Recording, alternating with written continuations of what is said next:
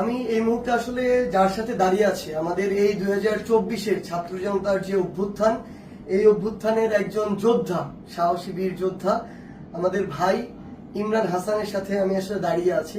আসলে এই অভ্যুত্থান যে কিভাবে অর্জিত হয়েছে আমরা খুব মন ভোলা মানুষ, আমরা খুব দ্রুত ভুলে যাই। আসলে আমার এই ছোট্ট ভাই ইমরান হাসান, হয়তো তার বয়স আসলে এখনো 10-এর ঘরে হবে অ্যারাউন্ড, সেই জায়গা থেকে 5ই অগাস্ট যখন খুনি শেখ হাসিনা এই দেশ ছেড়ে পালিয়েছিল 12টা 1টার দিকেই, এই আমার ভাই ইমরান হাসানকে সাভারের বাইপাইলে 3:30 থেকে 4টার দিকে তার মাথায় গুলি করা হয়।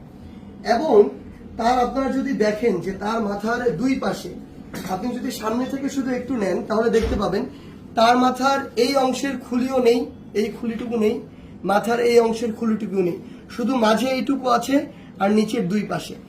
এই দুই পাশের খুলিটুকু খুলে আপাতত মেডিকেল কলেজে রেখে দেওয়া হয়েছে। তার মাথার যদি আপনারা দেখেন এই যে ক্ষতর চিহ্ন, এই ক্ষতর চিহ্নটি যদি আপনি দেখেন মাথার এক পাশ থেকে শুরু করে অপর পাশ পর্যন্ত। এবং আমার এই ভাই, আমার যোদ্ধা ভাই ইমরান, তার মাথার দুই পাশের খুলির অংশটুকু এখন আর নেই, এটি রয়েছে হসপিটালে। এবং আমার এই যোদ্ধা ভাই আজকে এসেছে জুলাই শহীদ স্মৃতি ফাউন্ডেশনে। এবং সবচেয়ে বড় কথা হচ্ছে আমার এই 10 বছরের ইমরানের মতো ভাইয়েরা আমার যখন এখন পর্যন্ত গুলির আঘাতে তাদের মাথার খুলি হারিয়ে এখন ওই মাথার খুলির অংশ ছাড়া বা ওই খুলিটি হসপিটালে রেখে শুধুমাত্র এভাবে হাঁটতে হয়, যখন আপনি তার চামড়ায় স্পর্শ করবেন আপনার হাতে তার মগজের নরম স্পর্শ লাগবে।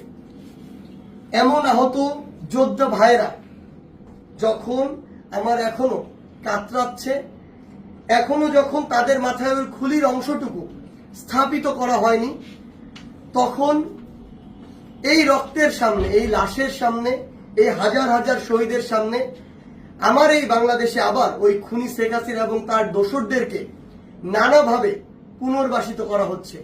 রাজনৈতিকভাবে নানাভাবে তাদের মধ্যে একাত্মতা ঘোষণা হচ্ছে।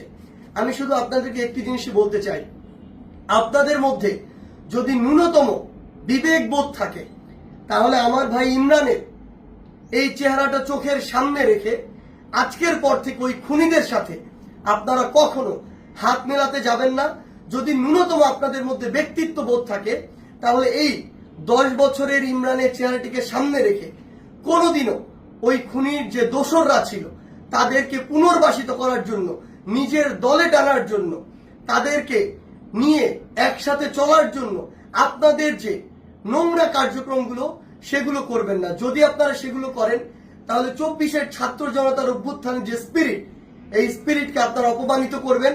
আর এই বাংলাদেশে কেউ কোনোদিন কোন ফ্যাসিস্টের বিপক্ষে দাঁড়ানোর যে সাহস সেটি আর কোনোদিন করবে না। ধন্যবাদ।